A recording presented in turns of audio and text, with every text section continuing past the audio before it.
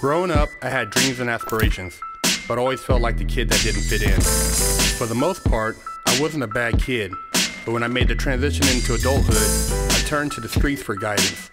This led to getting locked up in juvenile hall, doing time in CYA, and eventually a 120-month sentence in federal prison.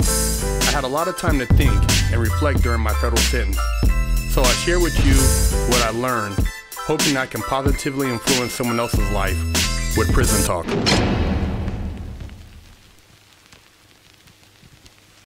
What's up, everybody? Big Herc, Prison Talk.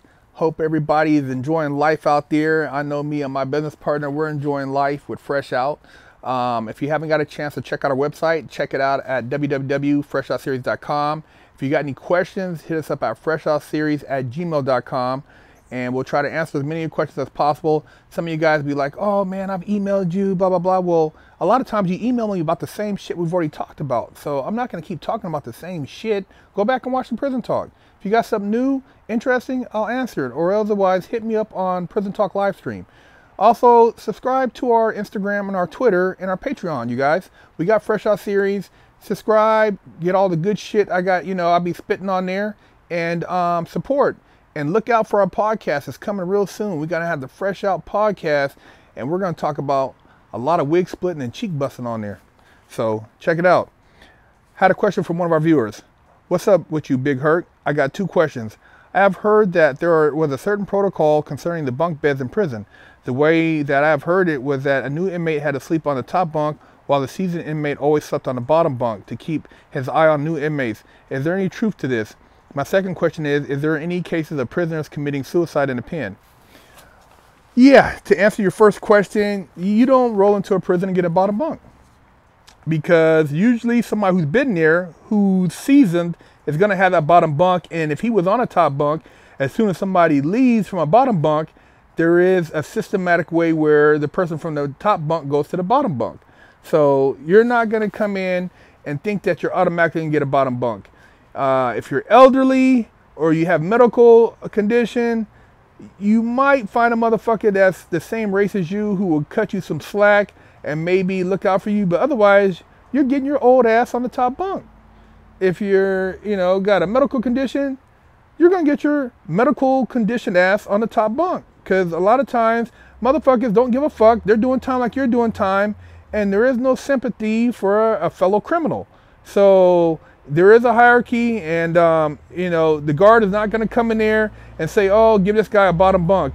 You're just going to have to learn to climb your ass up there. If you fall off while you're sleeping, that's on you. So you better learn to sleep like a motherfucking mummy, because the bunk beds is not too wide and they're not too long. And if you're a fat motherfucker, then you're going to be up there wobbling around and you're fucked. If your feet are hanging off at the end of the bunk beds, then that's what it is. They're hanging off at the end of the bunk bed. There's no love for that. And the mattresses are maybe 4.5 to 6 inches thick, so you're sleeping on practically metal. And if you're lucky, you maybe got 2 mattresses because you got a hookup and somebody left you an extra one and you can make something happen. But when the guards come through there and shake it down, they're going to take the extra one. So don't get used to it. Fucked up sleeping conditions. There is no orthopedic up in there and none of that shit. So if you got back problems, you best get it under control. If you got a farting problem, you best get that shit under control. Because if you're farting and up there and you're sleeping, a motherfucker might split your wig in your sleep. They don't want to smell your stinky ass up there, farting and shit on the top bunk, fat ass.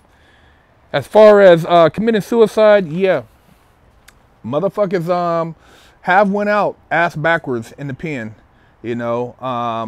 I haven't personally seen anybody jump off the top tier, or anything like that. But I know before I got to Sheridan Medium, they had a gymnasium. It's fucking hella high up top, and it's a track, and you could run around the gym. People exercise up there.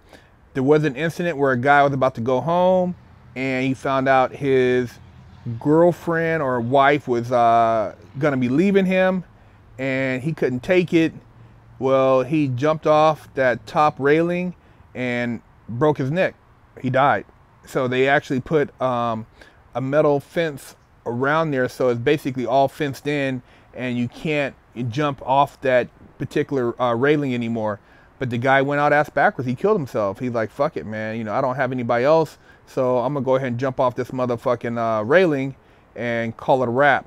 But that's, you know, that was one of the incidents I heard about at Sheridan, at Rampart USP.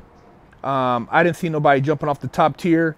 If anybody was going off the top tier, they were getting tossed off the top tier for basically getting violated or getting their ass whooped. But that was about the extent of that. And when I was at Herlong, I didn't hear about any suicides. Actually, at Sheridan too, I think a guy at Rampart, there was another incident when I was at Rampart USP where a guy I knew, he went to the hole and then they said he hung himself in the hole. I don't know how he hung himself. I don't know why he hung himself. The guy was pretty intelligent. He didn't seem like he was depressed, but that's what they said. I never seen him again, and supposedly he hung himself in the hole. So when shit goes down in the hole, you really don't know what the fuck is going on. There is no camera. They don't offer no information. And a lot of time it's a motherfucking cover up.